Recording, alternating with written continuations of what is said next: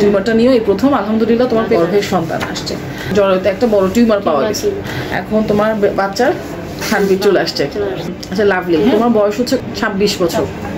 আচ্ছা, তোমার বিয়ে হয়েছে আজকে, এখন থেকে কয় বছর হয়েছে বিয়ে হয়েছে? 6 বছর চলতেছে। এর মধ্যে তোমার 2019 সালে একটা গর্ভের সন্তান আসছিল, কিন্তু নষ্ট হয়ে গেছে। এখন প্রায় 5 বছর ধরে তুমি চেষ্টা করতেছো। আমার কাছে কবে আসছিলা? এপ্রিল মাসে।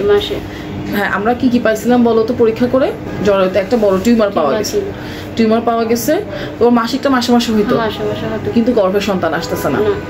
এবং তুমি বাচ্চাটা কেন মারা গেল, ডেলিভারি হয়ে গেছে, কারণটা আমরা বুঝতে পারি না। পরে আমরা দেখলাম তোমার ডায়াবেটিস পাওয়া গেছে, তাই না? আমার ডায়াবেটিসের ওষুধ চলতেছে। আচ্ছা, আরটা কি সমস্যা ছিল তোমার স্বামীর বলো তো? বীর্যের সমস্যা ছিল। বীর্যটা প্রথমে শূন্য ছিল, পরে কোয়ালিটিটা খারাপ ছিল।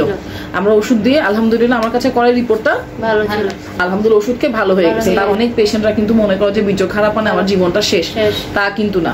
খারাপ বীর্য থেকেও আলহামদুলিল্লাহ ভালো হতে পারে।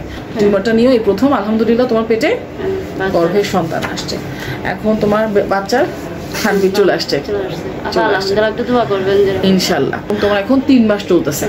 তাহলে তুমি চিকিৎসা নিছো সর্বসাকুল্যে 2 মাস। মে মাসে আসছো, জুন, এখন জুলাই মাস চলতেছে।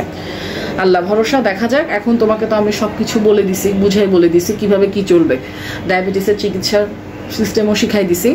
এই ডায়াবেটিসটা আমাদের জন্য সবচেয়ে বড় চ্যালেঞ্জ।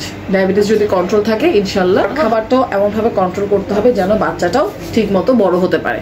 3টা কথা বলবো।